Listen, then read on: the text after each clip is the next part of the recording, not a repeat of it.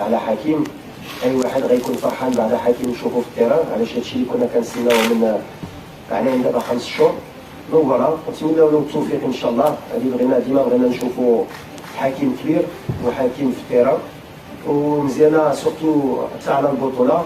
والوداد جابت واحد اللاعب اللي عندي ميور يمكن في ليستوار ديال المغرب الوطني دون توتا في ليكيب ناسيونال.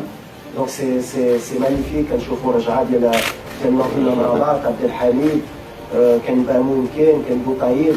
دونك فوالا بوكو دونسيان اللي غيجيو يلعبوا في البطوله.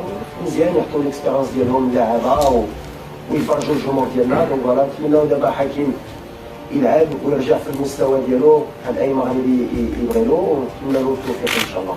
هادشي اللي نقدر نقول.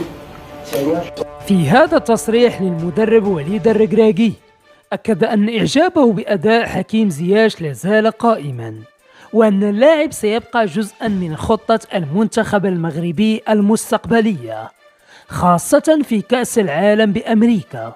لكن الركراكي وضح أن زياش لن يكون ضمن اللائحة المشاركة في مباراة المغرب ضد الكاميرون كما يتداول البعض، وذلك احتراما لقانون الكاف.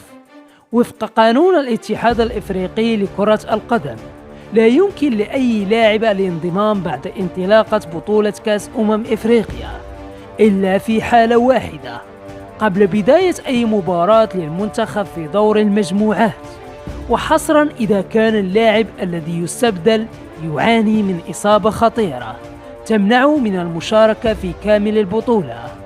أما ما يتم تداول حول مشاركة زياش في مواجهة الكاميرون فهو مجرد شائعات لا أساس لها من الصحة.